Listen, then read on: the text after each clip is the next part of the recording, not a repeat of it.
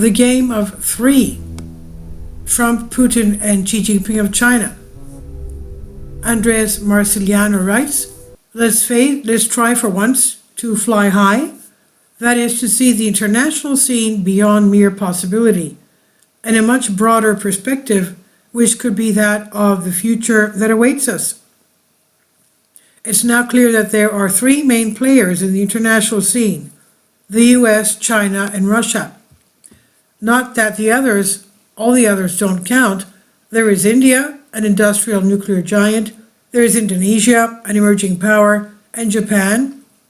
The restless giant Brazil, and then again Africa and the wider Middle East region are in great turmoil. However, none of these other players is in a position to develop a comprehensive policy. That is, to play a game of global dominance, if not hegemony on a global scale, which remains, whether we like it or not, a game that only three players play at.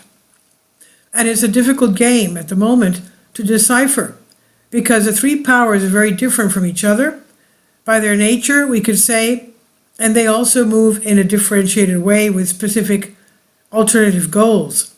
And yet it is undeniable that all three are competing for global dominance.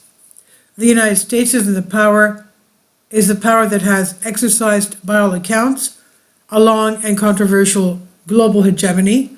However, it's gradually losing control and, above all, has exacerbated its internal problems. This decline through Trump brought Trump back to the White House, a Trump, however, different from the one of the first term, much stronger and, above all, more decisive. It's clear that Trump and the forces behind him will mark a radical turn in American policy, which will not, however, become less aggressive as some delude themselves. It will simply seek to confirm its own primacy, strengthening its control over the American continent. In its backyard, everything from Tierra del Fuego to Alaska. And from this position of strength, it will negotiate or be pushed aside, depending on the case, with its two main opponents.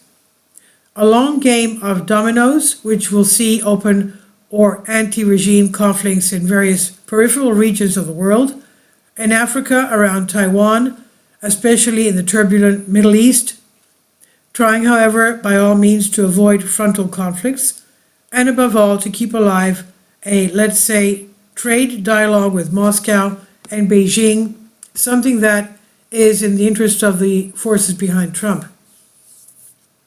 Moscow, Putin and the Russian elite do not want to lose control of what they consider, not unjustly, to be their vital space.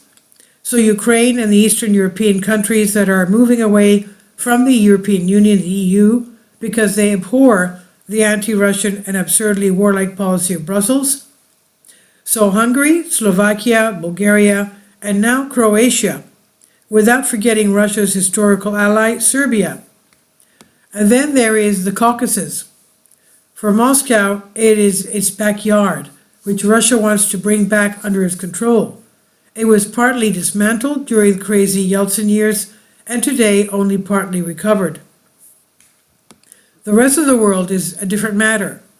Moscow, of course, has more than one foot in Africa, especially in the sub-Saharan region, replacing the Americans themselves as well as the British and the French. And it maintains strong relations with Tehran, Iran, and the Shiite Front, which are targets of American aggression and its valuable ally, Israel. However, two things must be remembered. First, Russia is a major producer and exporter of raw materials, natural gas and such, and it needs markets to transport them. The anti-Russian aversion of Washington and its European satellites toward it has forced the Kremlin in recent years to seek and find buyers elsewhere. With Trump, however, things could change. We'll soon see.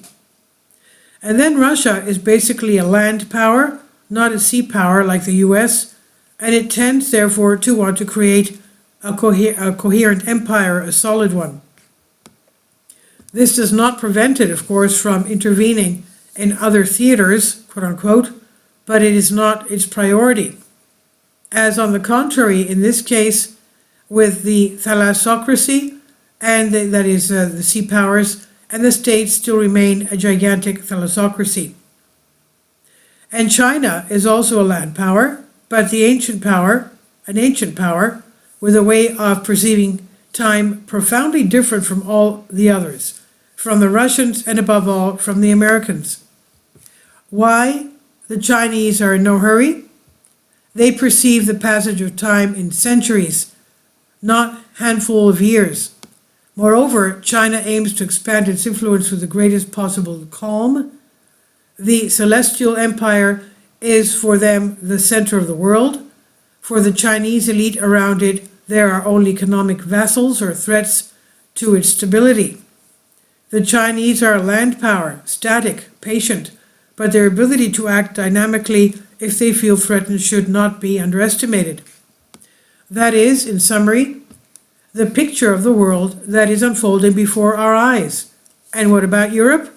Well, there is Germany, France, Italy, and the rest in the series, but Europe in this new setting is only a geographical terminology and nothing more, period.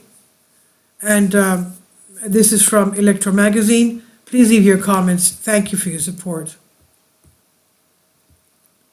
Please support my Patreon account.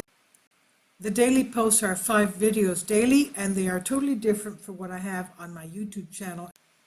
Thank you so much for your support and that you find all my content so interesting. You'll find the Patreon account details in the description box below.